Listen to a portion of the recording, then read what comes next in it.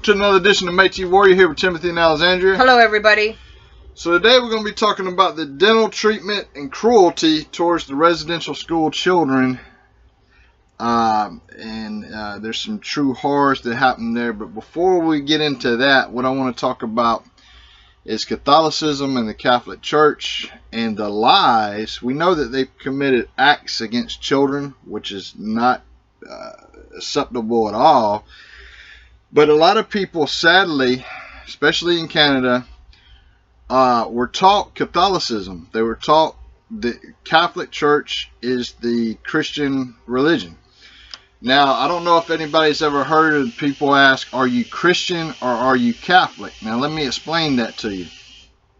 The first Christian church was actually a Judeo-Christian church. And the two preachers there was James the Just, which was Jesus' brother, and Peter, the disciple Peter. So to understand that, we're going to go into one of the great lies that the Catholic Church tells all the people out there. They say that Peter was the first pope. There's no way Peter could have been the first pope, because he was a disciple for one, and he knew and was completely aware that Jesus taught that you call no man father. And Peter did not believe in calling anyone father, so he would not agree with calling a priest father. Two, as I stated earlier, Peter was a co-preacher at the Judeo-Christian church. And now why does people say, are you Christian or are you Catholic? Because Paul had went to James and Peter and he said, look, the Gentiles, they don't want to do the whole Judaism thing, because in order to be Christian in the time of the early Christian church, you actually had to convert to Judaism first and then accept Jesus had died for your sins, because Jesus taught Judaism. That is what he preached, was Judaism. So it took a lot of convincing for James to sign off on, okay, yeah, you can go start this other Christian religion that is not really the true Christian religion. Is a follower of Christ. You would follow what Christ believed and taught, which was Judaism. Again, Christ added to Judaism by dying on the cross for all of our sins. And so the great lie is, one, they say Peter was the first pope. There's no way, again, no way that a Judeo-Christian preacher would have been the first pope of the Catholic Church. The Catholic Church did not even exist at the time of Peter. The Catholic Church really didn't come into existence, at least their origins, until 300 years after Christ had died. Now, it's very interesting to look at the history of the popes there, and they're claiming all these early popes, and it just doesn't fit in the Catholicism that you know today. And so they just took it and they've twisted the words, and they try to have you think that the Catholic Church was the first Christian religion. It is not, was not, and that is the lie that the Catholic Church goes on.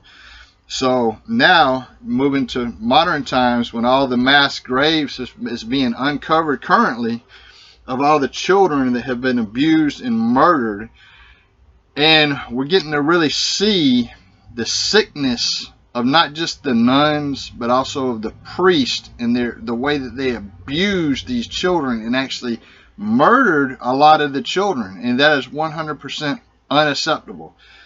Now, the Canadian government has put out that they're upset over the statues that were torn down. But let's keep in mind, what about the families, the indigenous families that were torn down? Now, we're about to go into the that were torn apart, the indigenous families that were torn apart. Because these are humans. These ain't material things like statues, okay? So there's a lot of outrage to all these children's bodies being uncovered. But today we're going to deal with the horrors of the dental work and the dentists that the children were forced to go on, was forced to participate in these dental experiments. So today, before we go into the topic of today's show, and it's really the horrors of mobile dentists at the residential schools, and we'll have a very special guest who is a survivor of residential schools, I really want to put this out there and put it into perspective. And again, this is my opinion. There's so many people that are outraged at these colonial statues being toppled. don't you think you should be more outraged of the mass graves, the unmarked graves of the children? And now we're over at 1,500 and counting, and that's just a small tip of the iceberg of the residential schools that have been searched in Canada alone.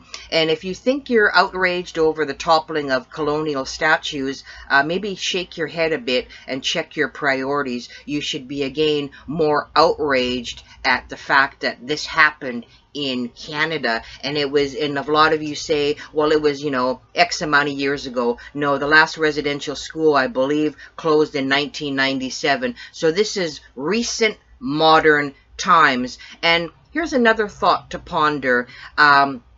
Justin Trudeau, Prime Minister Justin Trudeau, says that he would like to have the Pope apologize on Canadian Indigenous soil.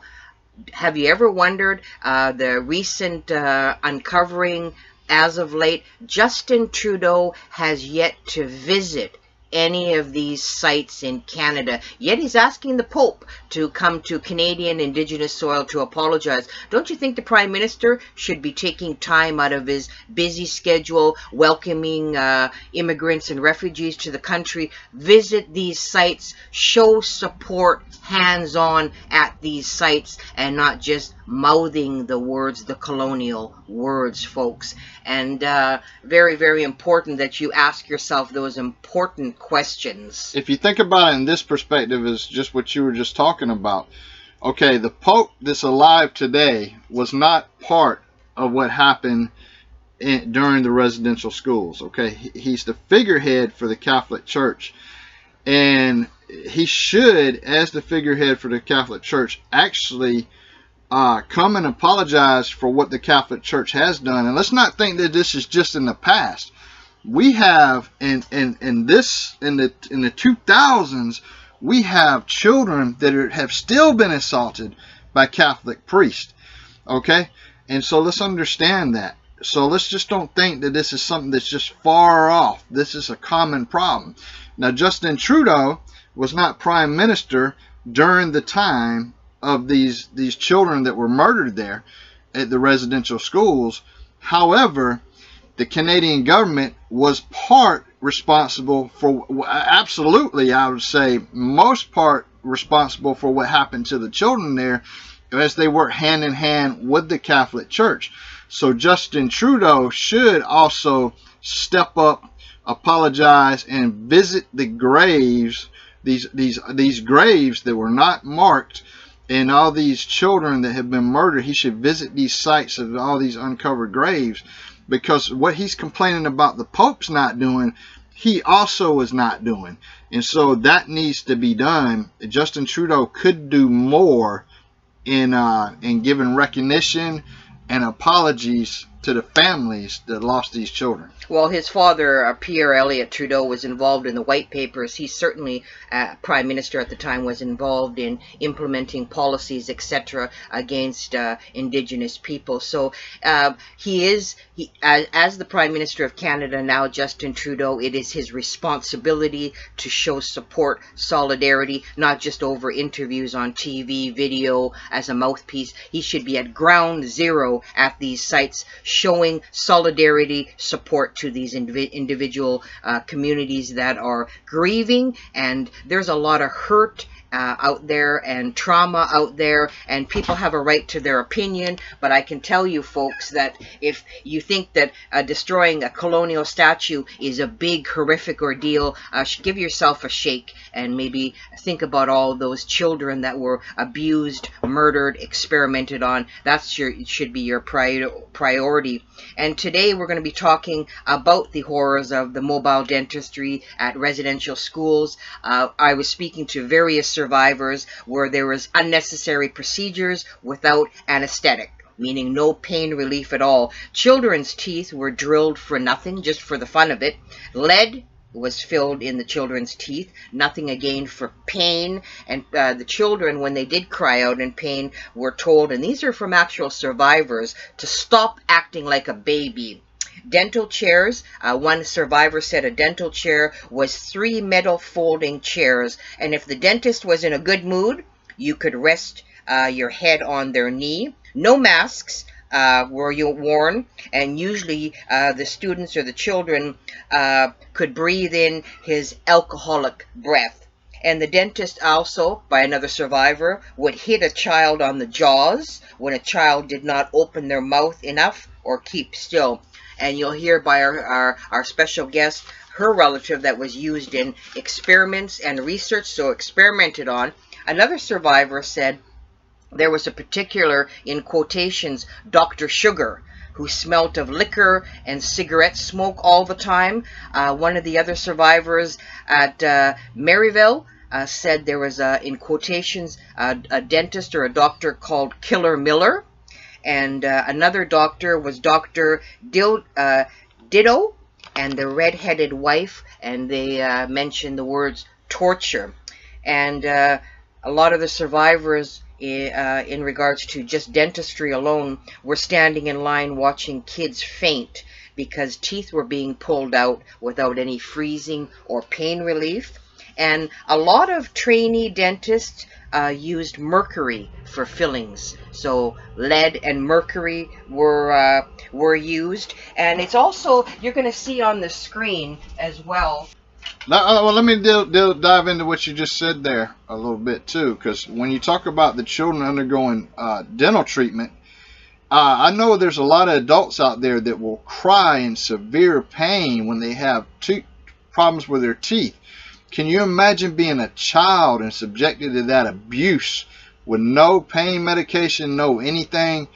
And I mean, it's just they were experimenting on children because they didn't view indigenous children as humans. They just viewed them as something to experiment on. They were not viewed as humans, and that is the tragedy and abuse and the nightmares that these children went under is just sickening. And I'm not going to read the whole thing. You'll see it on your screen. Dentists do have a Hippocratic oath, and in a nutshell, the Hippocratic oath taken by dentists promises to do no intentional harm to the patients. The oath also describes the importance of sympathy and understanding throughout the care of a patient. And the dental Hippocratic oath also reminds dentists that prevention is preferable to cure of disease. So you can, we know by talking to many survivors of these traveling dentists, they certainly did not practice any Hippocratic oath when it came to mobile dentists at residential schools. The experiments, it just, when I heard some of the survivors and their comments, it just gave me nightmares. And they say to this day that they have trauma. They have a hard time going to a dentist today, and you'll hear our guest mention that herself, Noeline. Yeah. And she's a survivor in the Northwest Territories. And what a powerful lady, an inspirational lady. And we had the privilege of speaking to Noeline about her experience. She's a survivor of a residential school and the many tragedies and horrors. She survived many of them. When you listen to her speech, it's amazing that she can compose herself and actually talk about it. And again, it takes great strength to come and tell your story, and that's what we do here. We like to provide everybody with a voice, an opportunity to tell their stories, because for healing to occur, voices need to be heard. Voices have been silenced for years and years and years, but we need to show kindness, compassion, and most of all, just listen to the people. And everything all over the news, over social media, has opened a lot of hidden wounds for people where we have to stop and take the time to actually listen to them, support them. Kindness, it's very important. Right, it is. And again, it's sad, I want to reiterate this, that people were raised up as Catholics and thinking that was the route to Christianity, to Christ, to God, to serving God. And if you go to a Catholic priest and you ask them who was the first pope and they say Peter, well, that's an out and out lie. A Judeo-Christian preacher will not be the first pope of a Catholic church. Catholicism did not even exist at the time of Peter. So run from those churches where these priests are telling you and feeding you lies right from the get-go. And so, yeah, there's many issues with the Catholic Church, just not in the past, still today.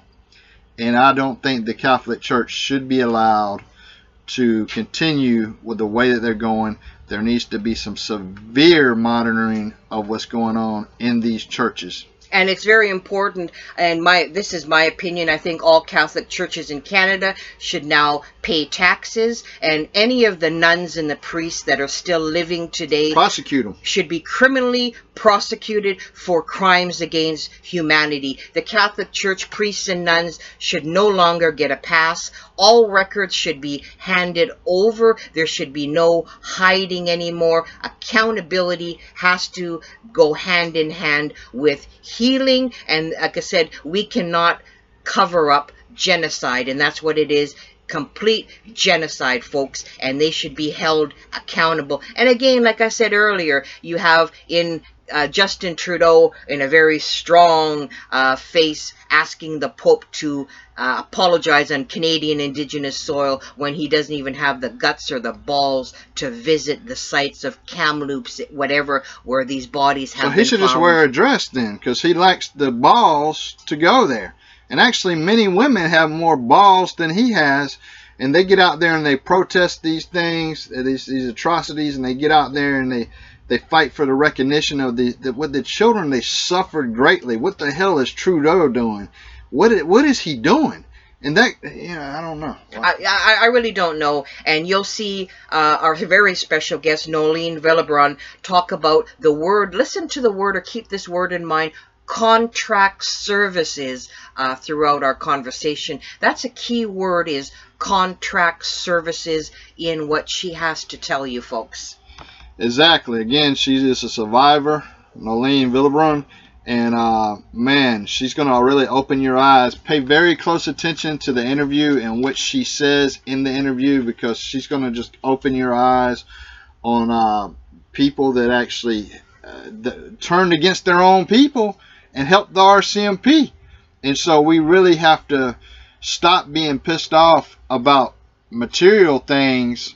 These children suffered horrifically. And there is generational trauma where a lot of people, their mothers, their grandmothers, grandparents were involved in residential schools. They are suffering today with addiction, suicide rate, and we have a lot of leaders in specifically Metis organizations, and this is my opinion, where they have turned, and my term, this is my opinion, they've turned Indian agent against their own people, where they serve the colonial government to sell out their own people to pocket, to line their pockets. And I really don't think, I know we've heard as of late there'll be a delegation of Indigenous leaders going to visit the Vatican. That's just a free damn vacation for them. In December. I mean, how much money is that going to cost? Couldn't that money for all this trip to Rome and the Vatican be given to survivors for counseling? Yeah, and shouldn't the Catholic Church pay for them to go over there?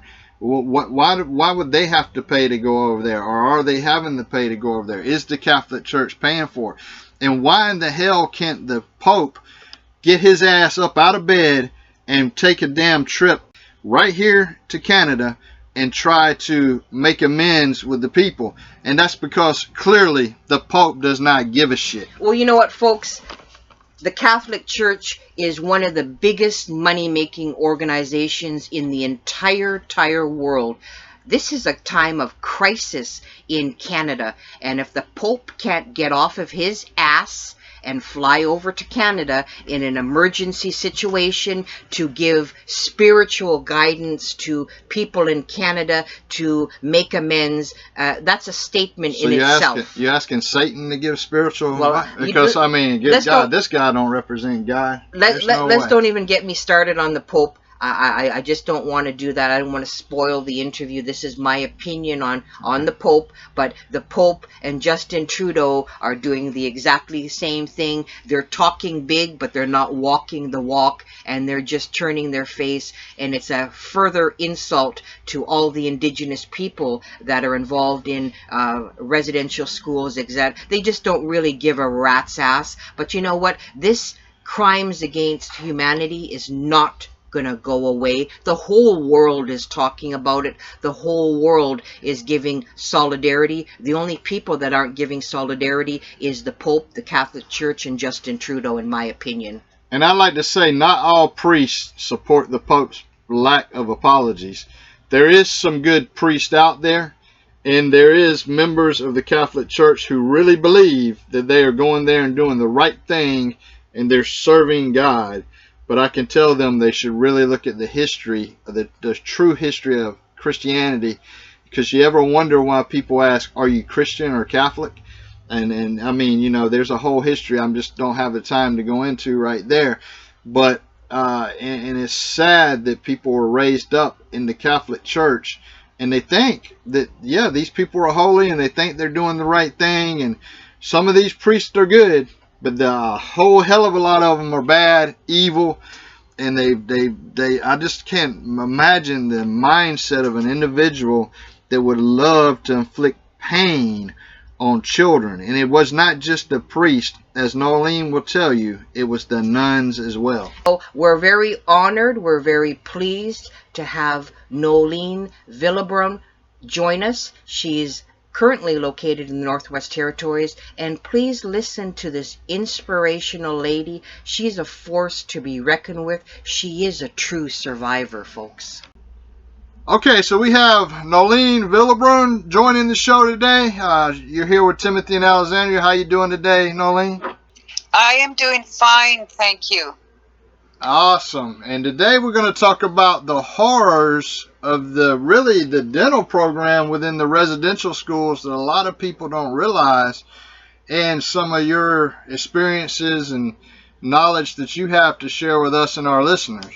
And you know, Noeline, before we go into the show, I must tell you, it's always a huge honor to speak with you. And, you know, you have such vast knowledge, and it really is an honor to, you know, to have someone of your caliber to be able to speak with us. And I know you have a busy life. We all have busy lives. We really appreciate, and it's so very important of what's unfolding now with the residential schools. And I'm not going to use the word discovery, because certainly it's not a discovery, because people have known, the government has known, the church has known about the atrocities, the unfortunate of the lost souls that should be coming home. So it's not a discovery. And I think today we want to touch on, like Timothy said, the horrors of the mobile dentists that came to the residential schools, and what the children had to experience, endure. And again, thank you for joining us. You're welcome, Marcy Cho. There's a lot that has, I believe, I guess a lot that has been uncovered since, I would say, my being involved with the residential school at the beginning, the whole process, and also ensuring that the Northwest Territories, our voices were at the forefront.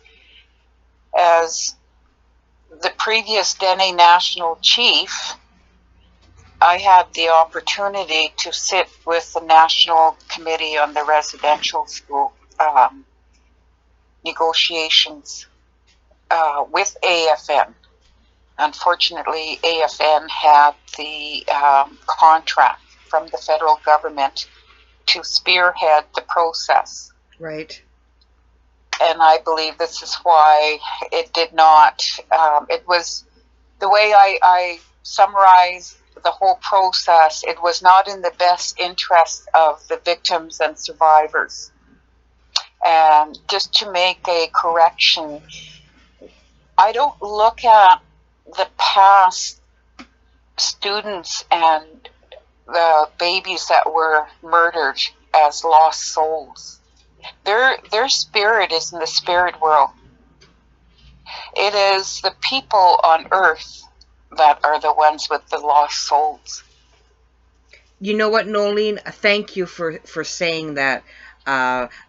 You've explained it in the proper format, and thank you very much for doing so. I see a lot of those comments coming from, the civilians in Canada and U.S. And I attribute that to, the fact that a lot of this information was hidden, not just hidden from the public, but hidden from our people. And it was through the internet. And I'm proud to say I'm one of the first holders of a computer back in 1980. I was given an opportunity to access these computers, and I had a password. Right. And this was at the University of London, Ontario. So I've had the ability to understand, the power of the internet, the power of words. And as a Dene woman, I have to interrupt you. I want to interrupt you I want to interrupt you for 1 minute before we go past, because I know a lot of people. I'm gonna think like some of the audience here that they're gonna want to know in 1980 what did that computer. I know this is a little bit off topic, but what did that computer look like? How big was that computer? Well, it was in a room. And it was just a bunch of machines, but our computers were like the first ones that came out. The big screen and that slow mouse, and Oh yeah, it was like a green screen. Put it that way. Wow.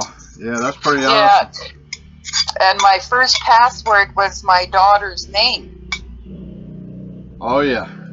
Well, I don't want to stay too much off topic here, but I just yes, absolutely. When you said that, I just had to ask because 1980 and yes. computers.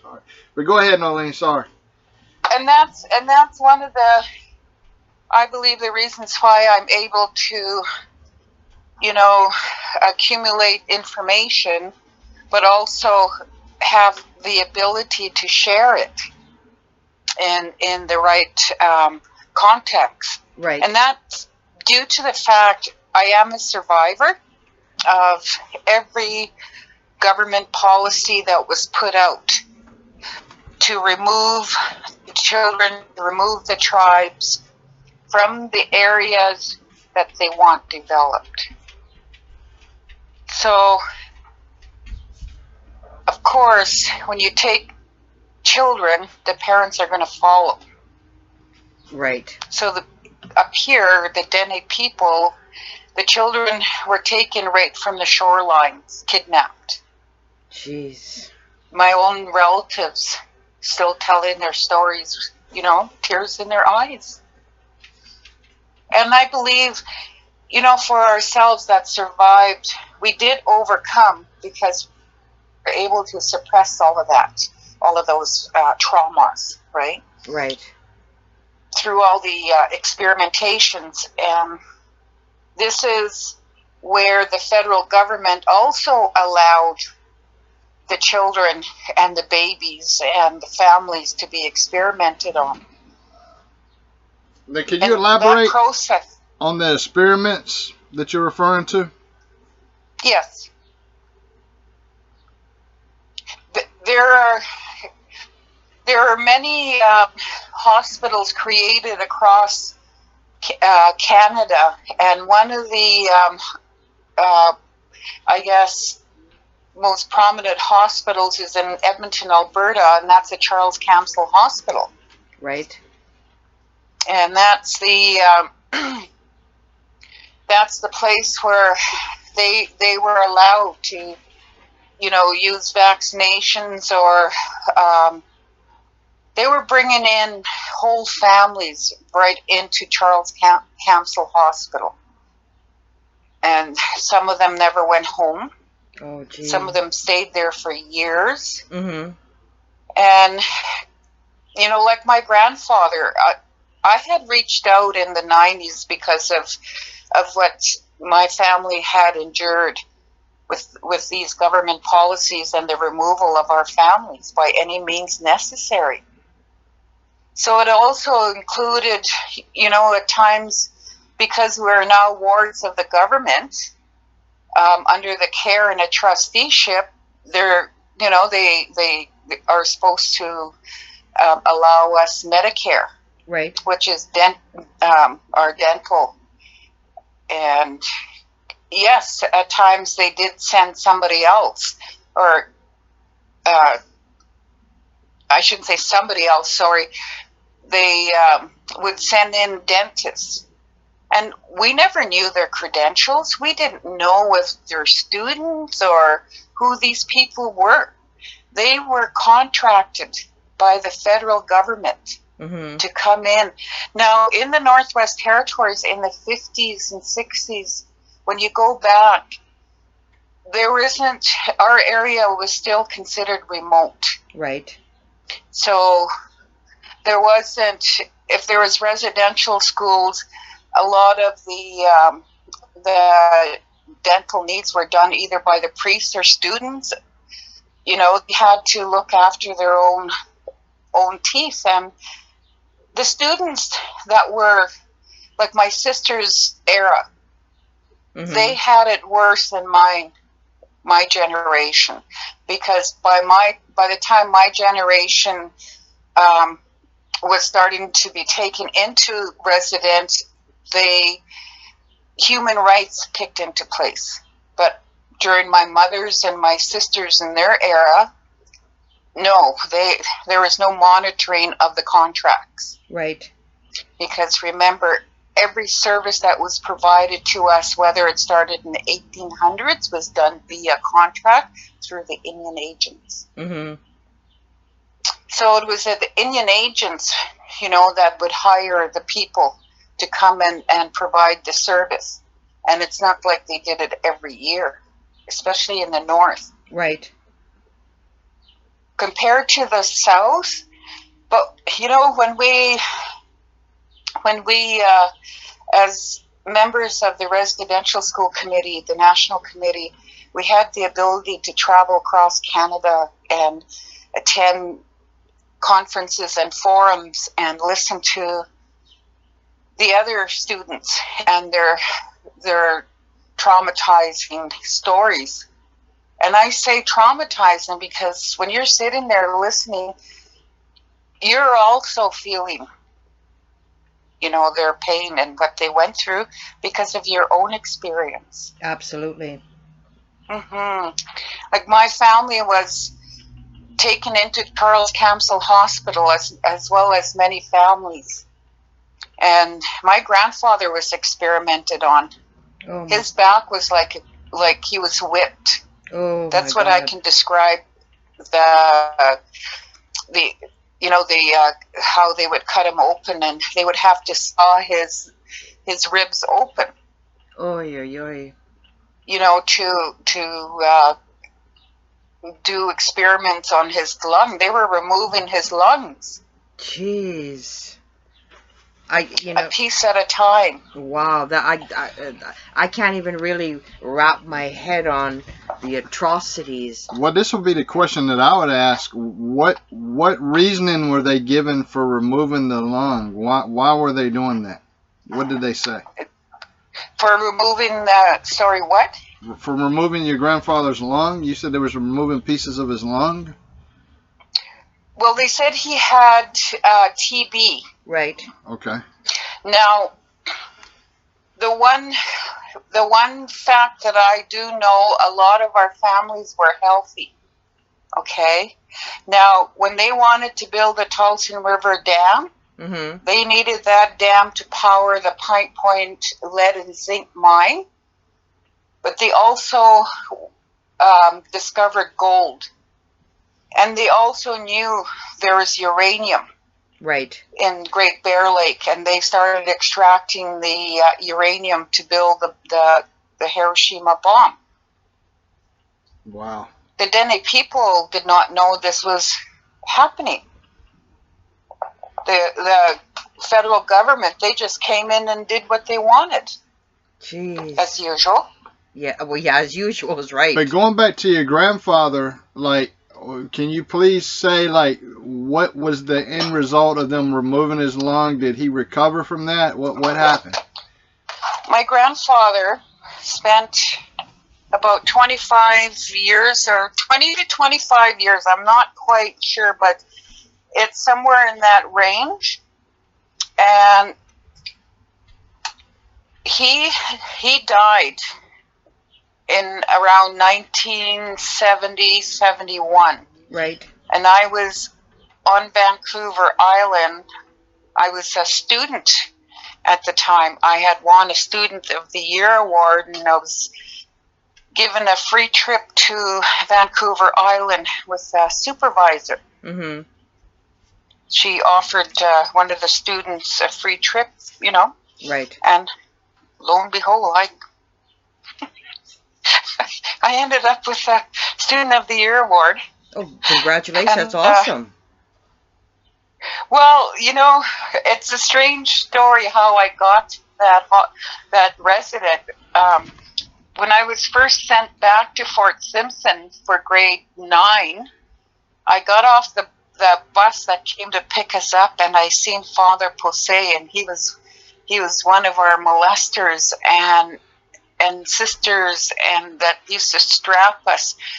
I just grabbed my bags and I started dragging it to the next Anglican resident there, and I knocked on the door, because by this time I knew the system well enough that I was in the child welfare service, and they would have to pay wherever I went. Right. So I knocked on the Anglican resident school there, and he made some phone calls, and he came back and he said, yes, you can stay here. Well, there's a couple of things that I don't want to blow I don't want to blow past right now. The first thing would be, because we know that you said how old was your grandfather when he passed away? How old was he? Yes. He would have been in his late 60s. But definitely them cutting parts of his lungs out definitely played a factor, I'm sure, of him dying, even in his late 60s. I mean, people live a lot longer than that today, but I'm pretty sure he would have lived even longer had they not messed with his lungs. The other thing that you mentioned that I kind of want to focus on, because the way that you just told that story, where you said this guy, and I don't believe in calling priest father. I don't believe in doing that at all. But when you called him, you said he was one of the molesters. I don't want to blow past that, because I want people to understand that's a huge problem amongst the priests in the Catholic Church. It really is. And I can only imagine that, you know, the trauma that people are still feeling today by having these priests molest them, and some of the kids were murdered. And so I kind of, you know, I want to really focus on that statement that you made before we go further. But and you know, that's just the way that you said it there was just like, you know, he was one of the molesters, and I definitely wouldn't show him respect by calling him father, because, you know, he's just a priest. And he was a very evil priest, obviously, to be molesting children. But please continue. I just wanted to reiterate what you were saying. Yeah. Just to add to what you said about the priest, there was 25 of us coming forward so far, and there was more. And the priest committed suicide by hanging. Wow. Hmm. That's And he did father some children. We know one for sure, maybe two. And he, because of his molesting the girls in school. right. But my grandfather, to go back to my grandfather in our family unit, my grandfather was one of the better hunters. He was one of the best hunters. Right. And when they went out hunting, they would get about 10 moose sometimes, and all that meat would get distributed amongst his siblings and the elders and widows. Right. That's how we practiced our values of sharing and helping one another. It was there all the time. Right. They practiced it, and they believed in the Creator. And they believed that these people came here. When they came here, they said they came here in the name of the Creator, and they believed them, okay? Because that's how innocent they are. Right. And humble people they are. And my grandfather, in his last years of his life, I believe it was 1969, 1970, he won the Fiddle Championship of Alberta. So my grandfather was a very talented man also. Yeah, that's incredible. That's incredible. And that was a mandate by the federal government, and I read that in an administrative book that they have out. And by the time I got to page 53, I was upset, because I realized why and understood why my grandparents and my brother, my uncles, and they were all sent to Charles Camsell Hospital, and every family relative and our nation all across the north in Alberta, Saskatchewan. There were many families that were torn apart, and the mandate was to remove the children and to remove the Indians that were living in the area you want to develop. That's international law. Yes.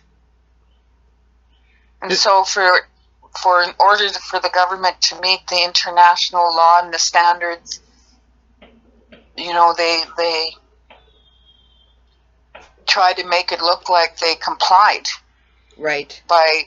And when they put us in that trusteeship, they did it when they started creating the territories and provinces.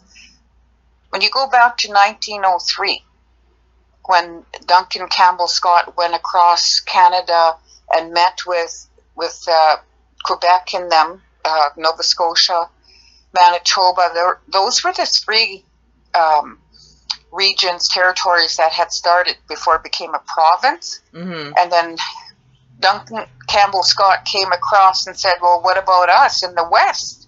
So they told him, well, go back and make your province. So 1903, they were allowed to create a province. And within 10 years, because 1913 was when they were granted their first line of credit. Right. And their first line of credit was based on the resources in Alberta that they were holding in trust for the Indians, and plus all the Indians that they could register as ordinary civilians, because they did not have the population to create. Not back in the 1900s and that. When you look at the Northwest Territories, there's the numbers. They don't lie. Noeline, yes. To go to your personal story here, can you tell us how you ended up in the residential school yourself? Like what actually, can you tell us, like, okay, what transpired? How did you end up in the residential school? And then what was that first week like, if you can remember? How old was you? I was sent there in September I believe 1963 and 64. I was going to be in grade 2. I did not know I was going to residential school. Right. It was one day I came home from playing out, and we heard a plane, and we heard that the kids were being taken. Like, all we know is kids were being taken. And there was a knock on our door, and these people came, and they said to me I had to go with them because they were going to put me on the plane, and I was going to residential school. And I said I didn't want to go. Right. And my grandmother couldn't speak English, didn't understand a lot of things that were going on back then. Mm-hmm. She just understood at that time they're putting us in school to get schooling. Yes. So, my first week there, we were one of the first students there from Fort Resolution. There was, I don't know, about 4 of us girls from the community, if not more. Right. The 3 that I ended up with in junior girls the 2 girls, their sisters, are still alive. I still have close contact with them. It was lonely. It was scary. I got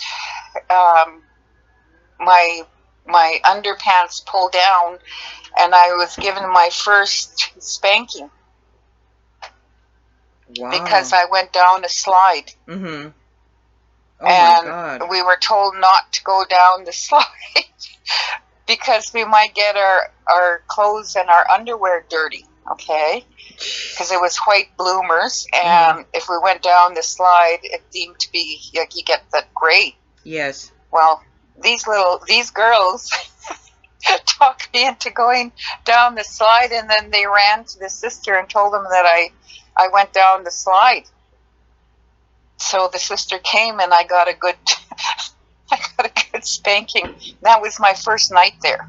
Oh my God, jeez. And my grandmother and my grandfather did not hit me. So I went from a place of safety to exactly that. If not bullying from the students, it was the nuns that were hitting us, or the priest or the bishop trying to molest us. Yeah, that's completely disgusting. It just sickens me. Just completely sickens me. And when, as I got older, I got involved with the type, I guess, work, and I did some, training in child welfare, looking after youth and care, and at a young offenders facility. So because of that position, I was able to, get training on your mind, your body, and, spirit, and how things as a child has to all be there, like our, for our safety net, the love, the security, all of that, was taken away when they took us away from our homes. And that's what they did to my family, not just my family, but every family in the Northwest Territories. But there is also families that complied with the government. The husband would work with the government, become their wildlife officer, or RCMP special constable. So these guys were also helping to pick up the children, because they knew where the children were and the families were on the land. Yeah, and when you talk about people betraying their own people like that, one of the people that I think about who's also very much supportive of the colonial system today and has turned his back on the Métis people would be David Chartrand. And Yes. so we're very familiar with people that turn their backs on their people, such as David Chartrand. When it comes to what I find interesting is the fact that they're so worried about these statues that just got torn apart. But what about the families, as you said, as you mentioned, they got torn apart? I mean, some of these people, in your case, the priest hung himself. But there's a lot of these people that are still alive today that have perpetrated crimes and horrors against children. Are they ever going to be punished for that?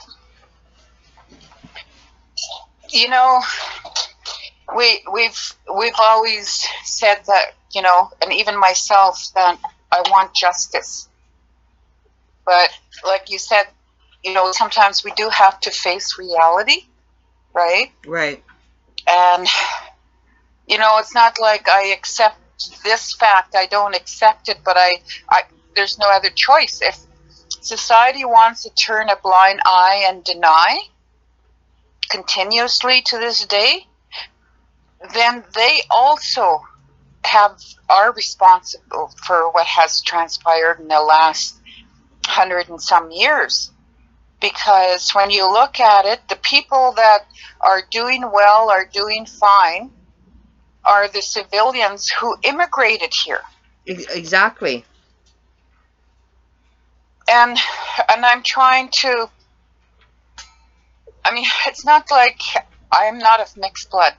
I am of mixed blood. I have French. Beaulieu.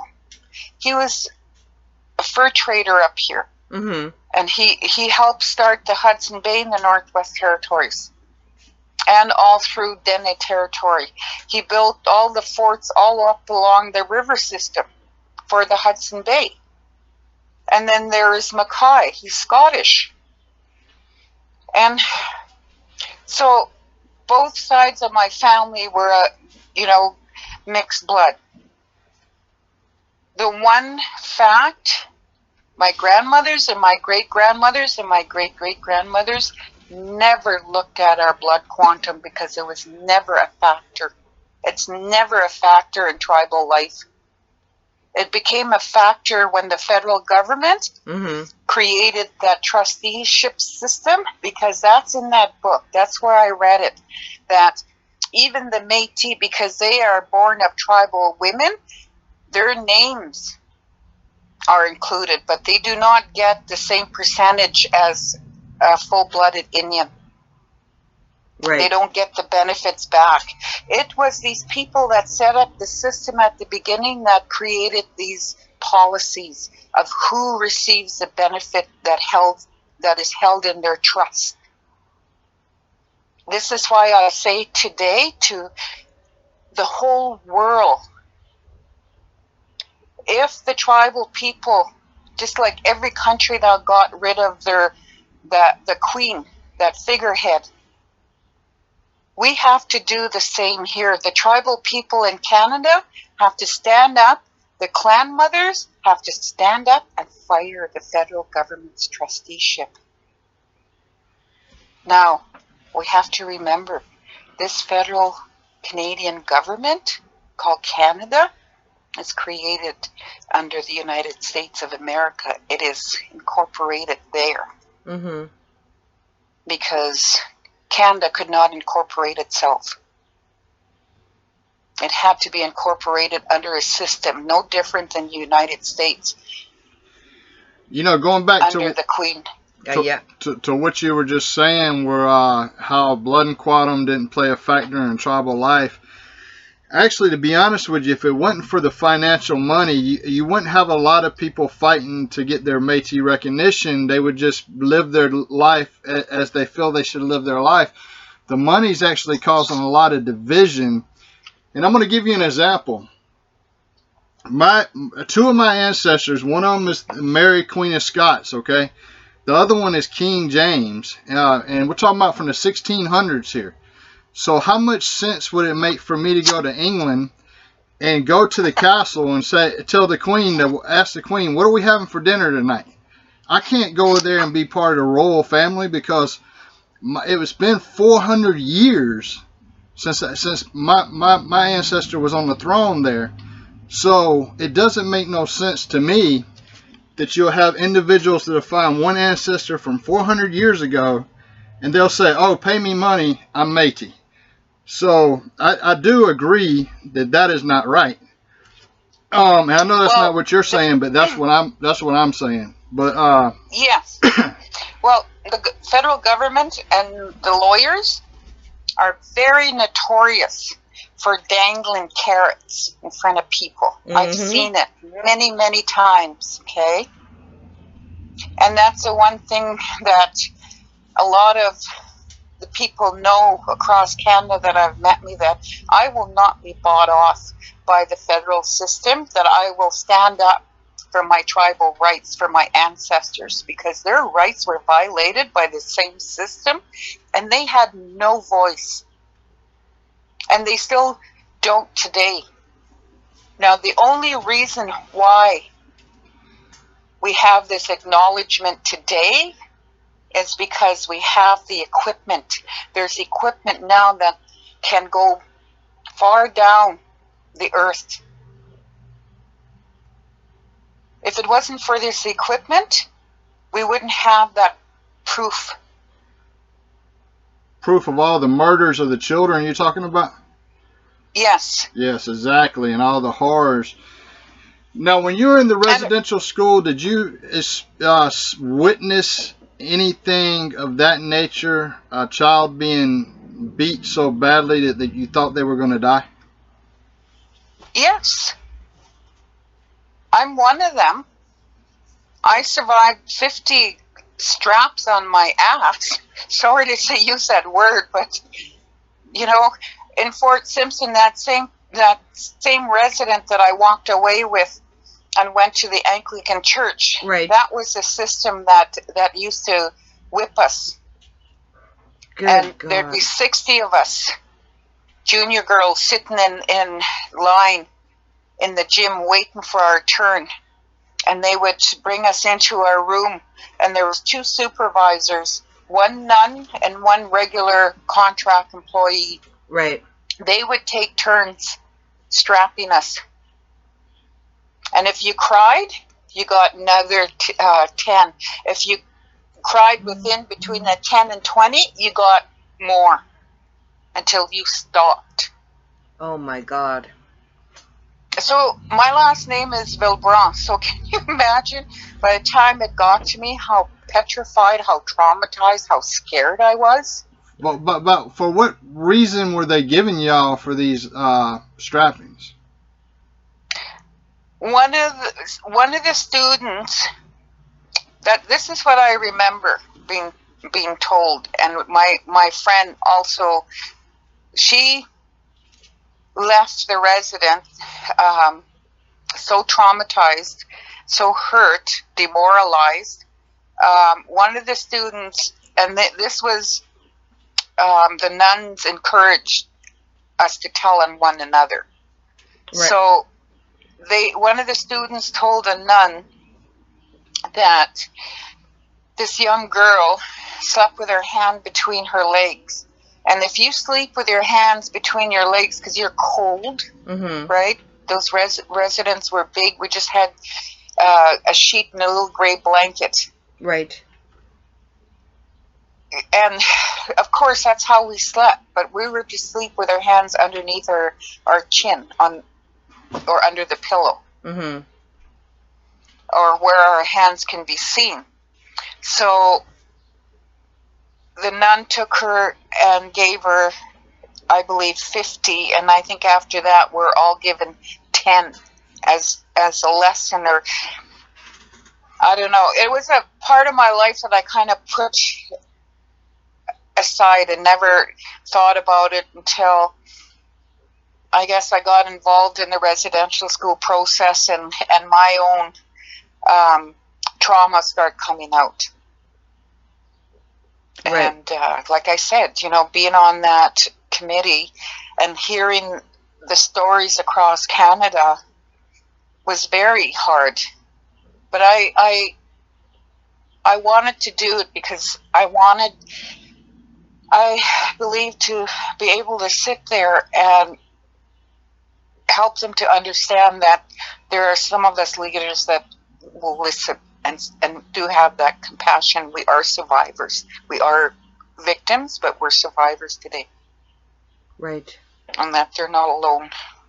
Absolutely. And I think as of late, there's a lot of individuals that, the trauma is now coming out where it's been suppressed, and they're having to deal with it all over again, and to show compassion and kindness, I think, is something that is very huge. And like you said, just to even just listen so they can tell their story and have their voices heard is very, very important. And to having the truth get out there is very, very important, because it's stories that need to be told, and whether people want to hear or not, it's up to them.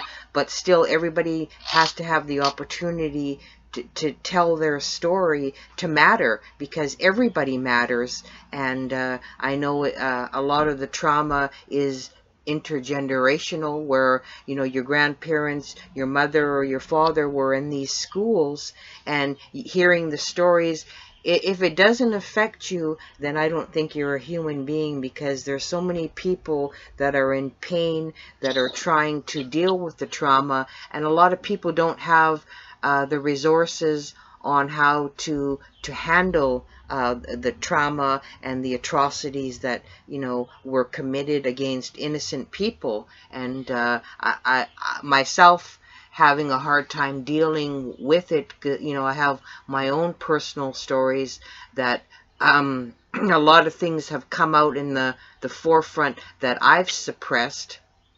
But social media is like torpedoing people, and it's opening a lot of wounds that have been hidden for many, many years, and it's people are reliving it. And like you had said, it's very important for people to just get the truth out and have their say. Yes. I believe that's where we can bridge, these gaps of misunderstanding that's occurred. And when you look at what has transpired in Canada in the last 20, 25 years with our immigration, Mm-hmm. and the fact that this current sitting government, the Liberal government under Trudeau, is planning on bringing in more immigration, refugees. Yeah. Oh, I know. And, the sad part is, majority of these people coming here are coming here from conflict in their countries, and they're coming to our territories and our provinces, and they're going into our communities, and they are behaving in a way that is so, at times, disrespectful. Yes. And they're hurting our women. Some of them are bringing their drugs into our communities, and they're getting caught. Some of them are going to jail, or they're let go on huge bonds. And instead of banishing these drug dealers from our communities, they're allowed to wander around, as well as the sexual predators.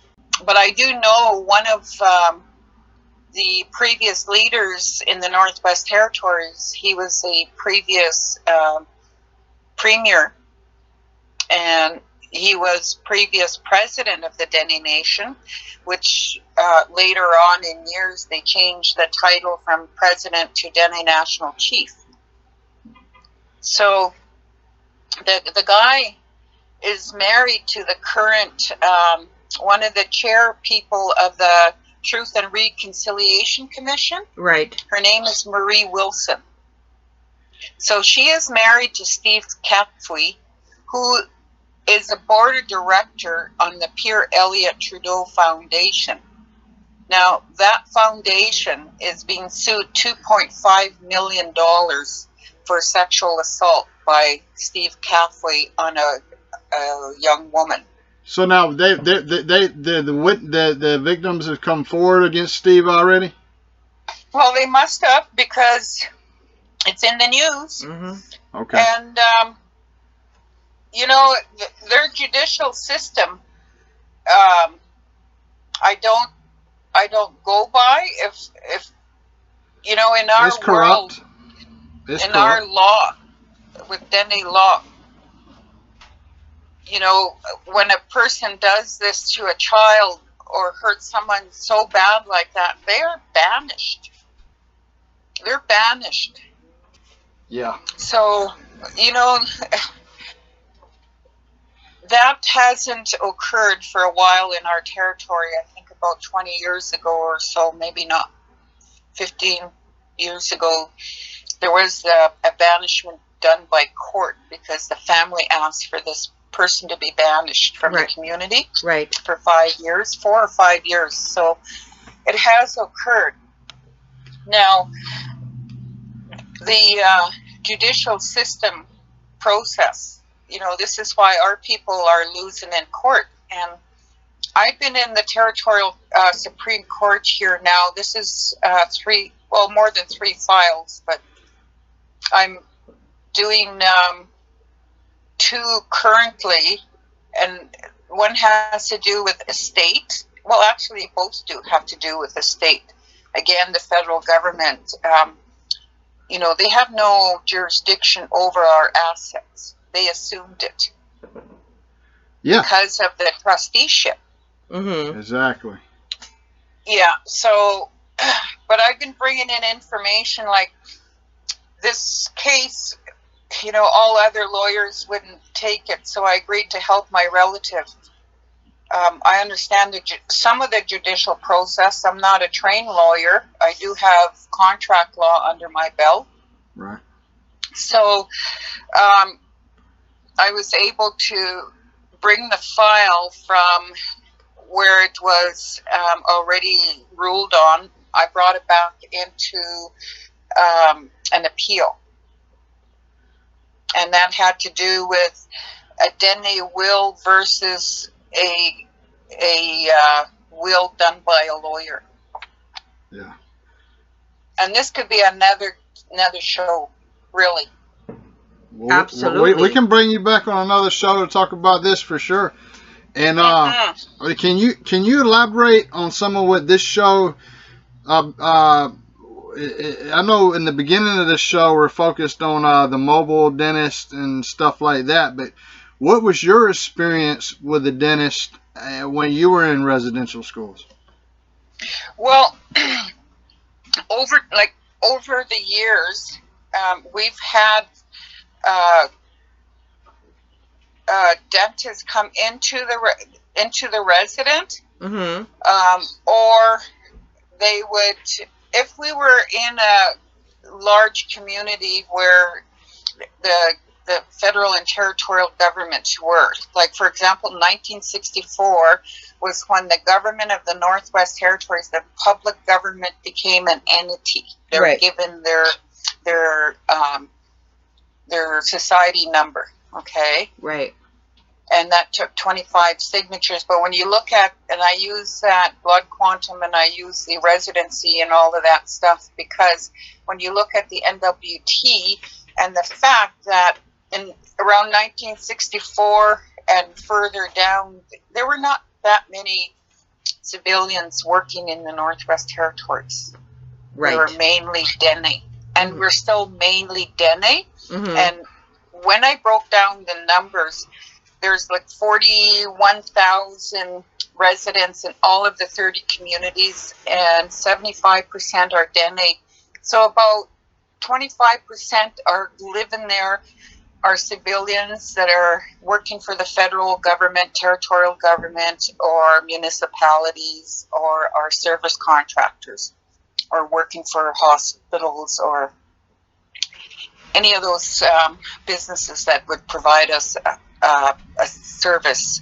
But when they were doing your dental work, did they actually give you pain medicines or anything like that?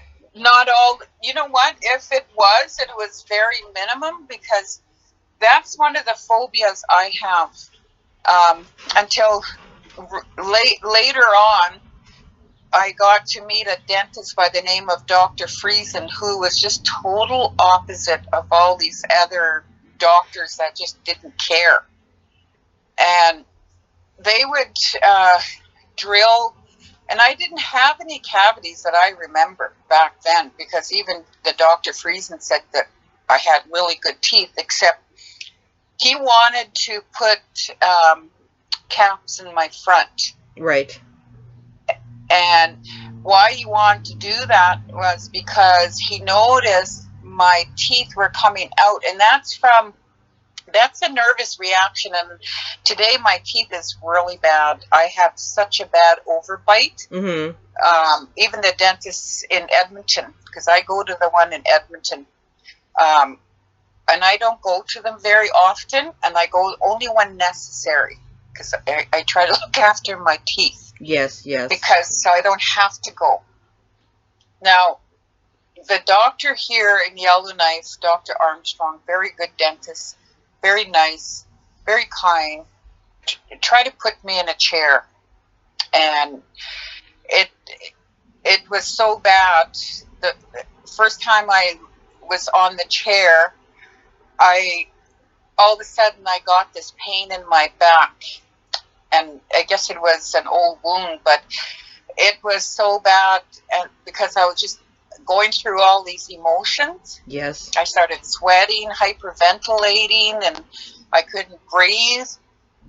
And the poor dentist said, "Okay, Noeline, I'll give you some medication to calm you down. Come back tomorrow, and we'll do this again." Mm-hmm. And my husband said, "Okay, we'll get the prescription and I'll look after her." Well, those Ativan didn't agree with me anyways, so I was just right out of it, and he couldn't do my teeth. Oh my God! Wow. And so like the sound of drilling, because my teeth have been drilled on with no not enough medication, so that when they're drilling in your teeth and they hit a nerve. Oh yes. I mean, it's terrible. It's terrible.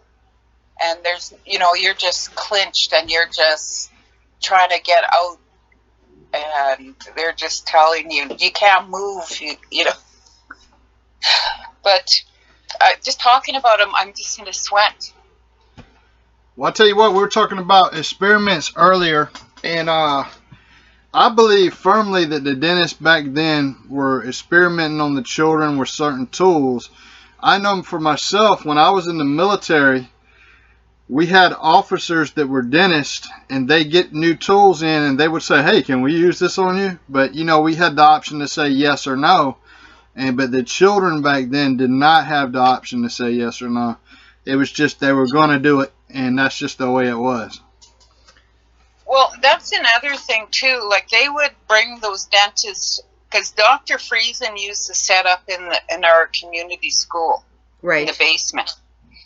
So, they would set up, and I don't know. Like, some students say they didn't like him, and they thought he wasn't a good dentist. But for myself, because of the other dentists' trauma, the way they treated me, I thought he was a lot better. And not only that, I found he was kinder. And when you're that age, you know who is kind. Well, of course you know that do, emotion, because you see it very little, okay? And you feel it very not too often from any of the service providers. Mm-hmm. So we're just a commodity. And they used to have another doctor by the name of Dr. Cass. She used to go around performing surgeries on eyes that didn't need it. Sometimes she was inebriated. Good God. I remember a little young boy died on the operating table. Jeez. and that became a controversy. Right. So a lot of our health, like our healthcare system, you know, wasn't up to par. And the contracts that were given out by the federal and territorial governments on our behalf was not monitored properly. Mm-hmm. So, and that's what I understand today because of contract law, my understanding of contract law and their system, that everything that occurred to me was done via contract. And that's why when I go after the government, and actually right now, I am going after the government of the Northwest Territories on a $20 million lawsuit. And I believe I sent you a copy of it. Yes. My affidavit. Yeah. And I want to point out in that affidavit of mine, number 4, and I point that out because I was told it was, you know, not too often somebody uses these types of terms or whatever against the government or their employees. But what I cited on there, and I don't have the document right in front of me. Let me see if I can, without losing you. Yeah, so number 4 is the part where I asked the lawyers to ensure that the government of the Northwest Territories and their employees are cited as negligent. Yes. And that based on nepotism and the hiring of their family and their friends, okay? Mm-hmm. Because that has been going on for a very long time. And when they did the investigation, and it's in the affidavits, what came back Right. from the government, from this employee, went to Ottawa with this laptop and it was not properly encrypted. Mm-hmm. This laptop was taken for, you know, to get upgraded or whatever information transferred. And the employee went to the farmer's market and parked the vehicle, and the laptop was stolen from the vehicle. Right. And it contained all of our health care information, our records, every information there is about us. So that includes, I guess, all the Dene people and the civilians that live there up here in Yellowknife. Right. And the North at the time that received services. So that was stolen, and that, you know, and that just, for myself, it's typical. It's a typical behavior of these people coming up here and bullying us through the government, okay? Ensuring that we don't get jobs or that we don't sit on committees where we could make a difference. Mm-hmm. I've had that happen to me, you know, applying to sit on as a human rights commissioner. Right. And I'm one of them that helped push the human rights up here just to ensure our people were dealt with somehow. Yeah, of course. And I also included in the NWT human rights that we cannot be discriminated against based on our political beliefs, family affiliation, and all of that. And that's one of the first policies that I was told that exists in Canada in any human rights. Oh, wow. So, yeah, so, you know, this is what I've always tried to well, that's do. not just Canada. That's actually a part of the United Nations with all the allied countries. That's a basic human rights that you should not be discriminated against, especially for political affiliations. And so, you know, that is definitely wrong. Well, it happens up here, and I've lived through some very, very, oh my gosh, some very horrific times when there's an election in our band. Right. You know, in the First Nations band that I'm registered to. and the federal government allows it. They love it. The employees just love it because they get to do whatever they want. And that includes ensuring that permits are given to industry and there's no hiccups and, you know, oh yeah, we consulted. Oh yes, yeah, we have a signature here. But is the signature valid, done with the spiritual intent? No. Yeah. Because what the federal and territorial governments are doing is illegal. The Dene people are the international law in their own territory, as well as every signatory tribe in Canada. Putting us under this trusteeship should never have stripped us of our lands and that, but it did because of the people back then that were setting it up under the Queen's bargain of 1835. That's Queen Victoria's second bargain, because her first bargain apparently fired Hudson. Right. And when the second bargain came back here in 1835, I realized it was based on the 1821 Franklin expedition. Yeah, that's very interesting. A lot of people may not know that. No, I was able to, you know, through my lifetime of, you know, always wanting to learn and understand. And I've reached out into the world to other countries and people on the internet, and I'm still friends, and we still share information. We still try to help other tribes, you know, any way we can, through advice, through documents. Yeah. Well, you know what, Noeline, talking about that, and what's your personal, because I know everybody has an opinion on what happened in Winnipeg with the toppling of Queen Victoria and Queen Elizabeth II statues. What's a lot of people are upset, some people are not, everybody has an opinion, but I think there is just a lot of anger out there of the, you know, these colonial idols, I call them, and, you know, being toppled. Well, you know, when you look at the city of Winnipeg, there are a lot of hurt and wounded tribal people, and they are still being hurt. Yes. And they are still suffering under the provincial government. Mm-hmm. Through their trusteeship.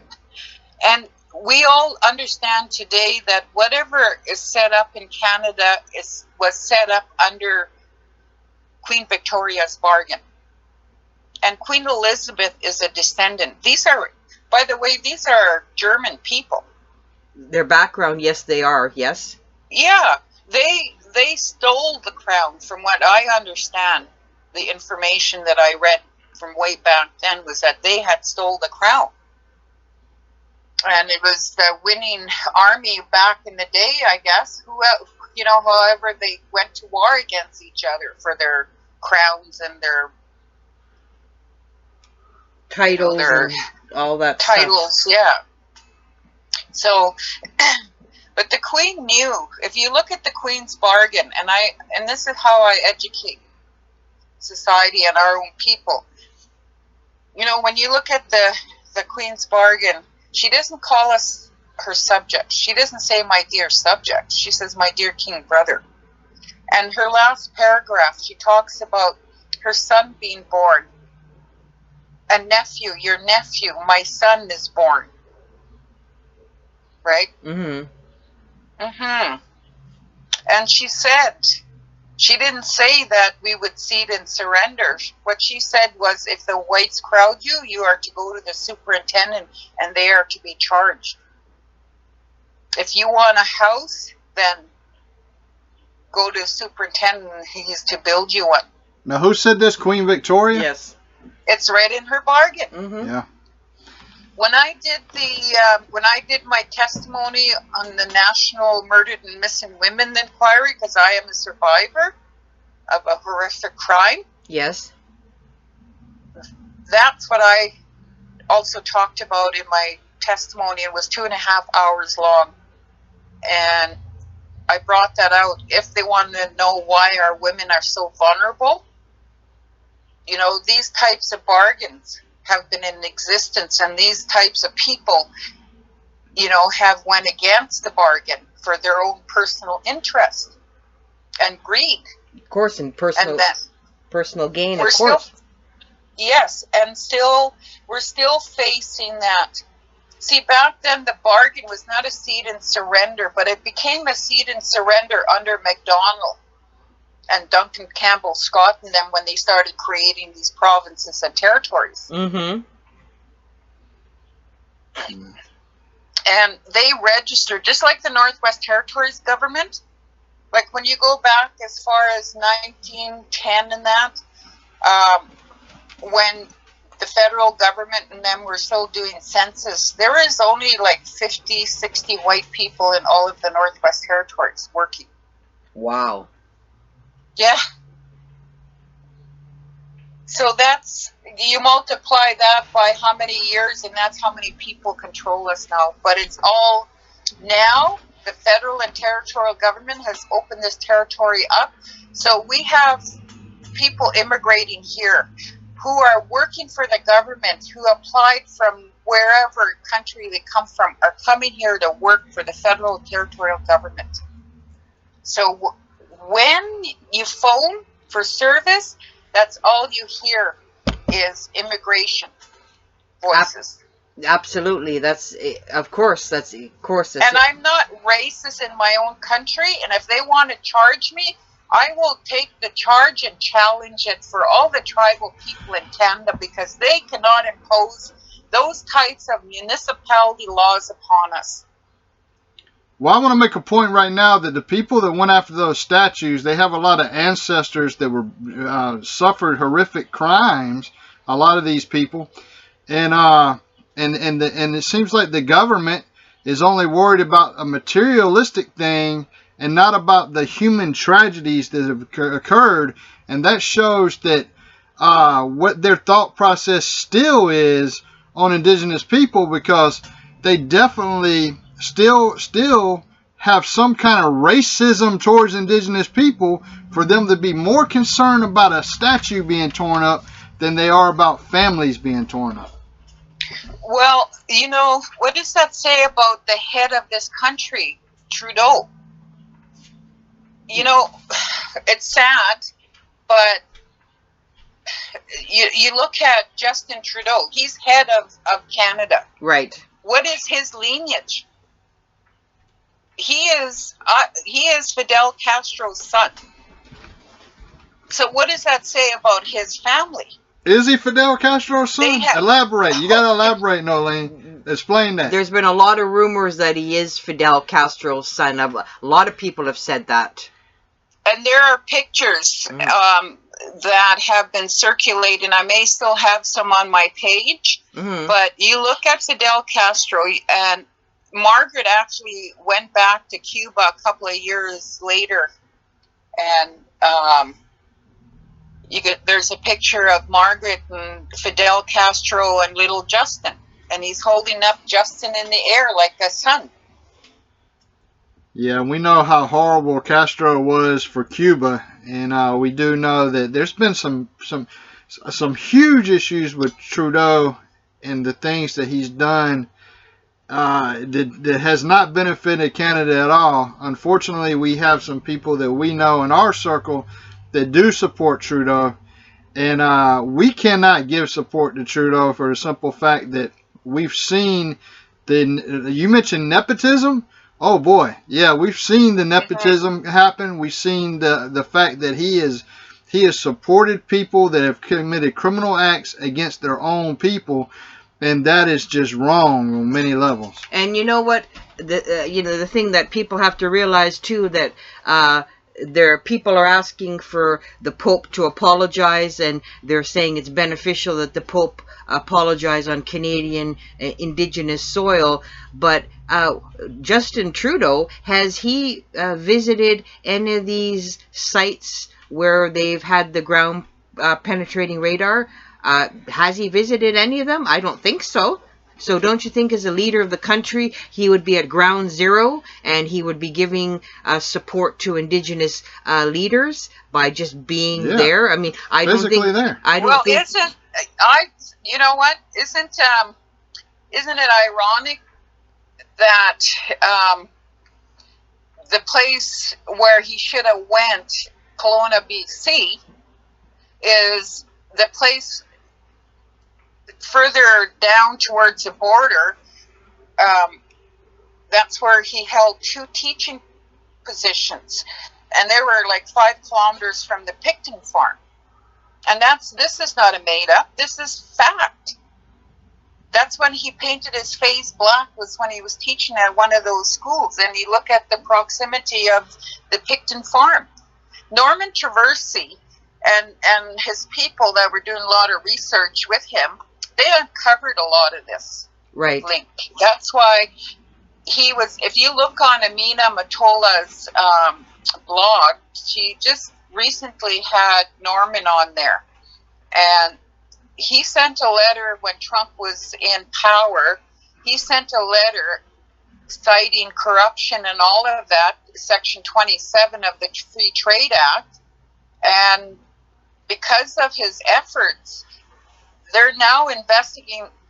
USA is now going to investigate Trudeau, okay, and all of his shenanigans. Now, when I went to Ottawa to meet with Norman Traversey and Justice for Canada, I was going to go before and do it with him on July 1st, but I was held back, and then I was given this number, July 25th. And that's when the treaty party supposedly came up here to my area, okay? So that's when I said to Norman, I'm going to do mine on July 25th. I'm going to fire them. So I walked from Parliament Hill all the way to the U.S. Embassy, and I put an envelope, just like Norman, underneath the door. And from what I was told, that the letter, my letter citing all of the corruption, the stealing of the children, the deaths, all of that. I do have a copy of my letter. I could forward some of that information to you. Please do. Yeah. So, and I did that because I wanted also to make that statement that, you know, this Canadian system is doing that to our people. Now look what has happened, right? So now we're almost a year later. And as a result, coming out of Ottawa last year, July 21st, that's when I got and I obtained copyrights to the Indian Act. Right. I am now the owner of the Indian Act, the copyrights, Sandra McKenzie and I, my friend, and to the Child Welfare Act, to the Income Tax Act, and the Dominion Lands Act. Okay? We did that for a reason, because these were what was governing our lives. And if, as owners today of these acts, then, you know, we want to use that power of that document to stop what they're doing, that they can no longer use these acts if we have ownership of it now. Right. And Noeline, we're getting kind of close to time here. I don't know if we anything that we missed yet, or I know that we can definitely do another interview with you, because it'd be great to do another interview with you anytime you want. Well, what I'd like to add before we go is, you know, when I sat on the residential school committee, we knew about the deaths, and we brought it out at the committee. The point is, the lawyers did not want to deal with it.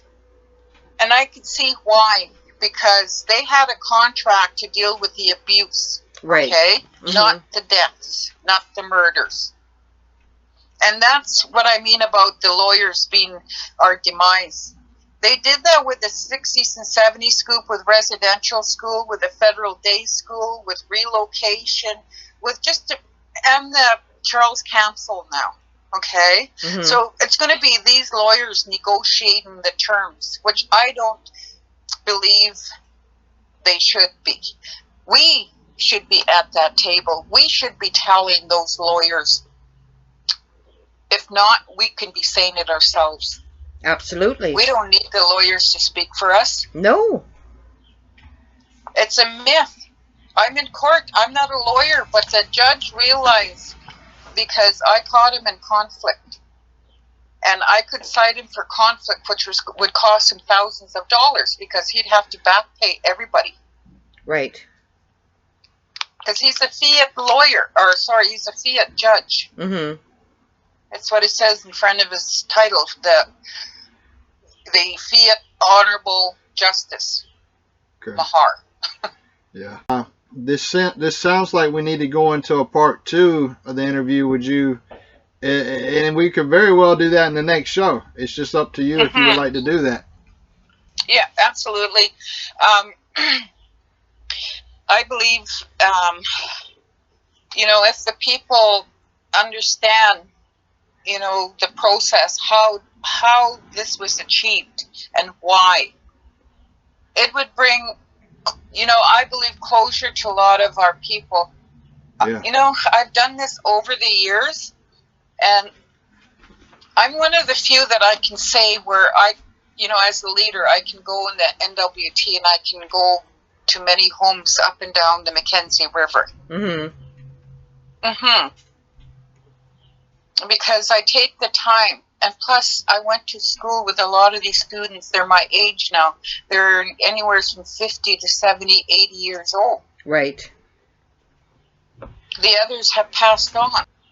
So a lot of the deaths that occurred in these residential schools were covered up. The students were told they could not talk about it or they would be punished. Yeah, that's a theme that you see running through a lot of accounts and everything. And I think what's important, Noeline, like we said at the beginning, is everybody having a voice and being able to tell their story. And I think it's thank you for telling your story, some of the horrific things that happened to you and your family, and it's really heartbreaking, and there's a lot of healing that still needs to happen. But I think we need to have people understand what happened, and there's a lot of people there that are just a blind eye. They're totally oblivious to the whole thing, and not wanting to come to terms that this could happen in Canada. Well, it did happen in Canada, and I think people are becoming awakened to the fact. And once people start realizing truth, healing can happen and start happening. And we were again very, very honored for you to take time from your day to speak with us. It's always a privilege, and we've got to do a second show to go more in depth on the empowering things that you have to say, your life's experience, where so many people can learn from it, and it's empowering people, and the knowledge. To me, you're a knowledge keeper, and you're empowering so many people when you speak. And it's important that we continue that journey. And again, like I said, I'm still taking in all that you've said in this short time, and it's just incredible. And I'm truly sorry for what happened to you, your family, and so many others. But talking about it, getting it out there in the public eye will hopefully begin the healing journey. And we've got to learn to be kind, show compassion, and most of all, listen.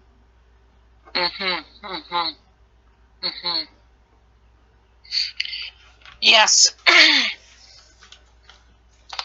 Because, and one of the things that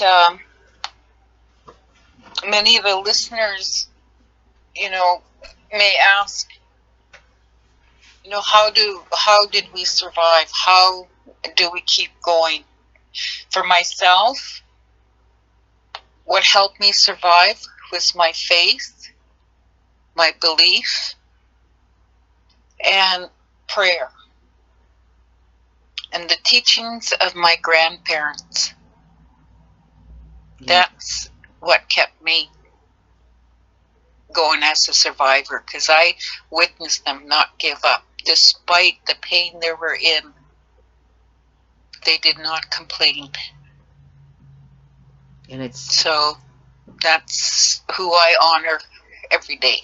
that's Every day. that's incredible to have Mhm. that inner strength. And like I said, again, thank you so much for sharing this with us and our listeners. And I really admire you, and I know it's bringing pain forward, but again, it's always an honor and a privilege to Mhm. speak with you, Noeline. We really appreciate it. Mercy Cho. Marchico. Thank you, Marcy. Marcy. Marcy. Oh, Tim said it right. Absolutely. Yay!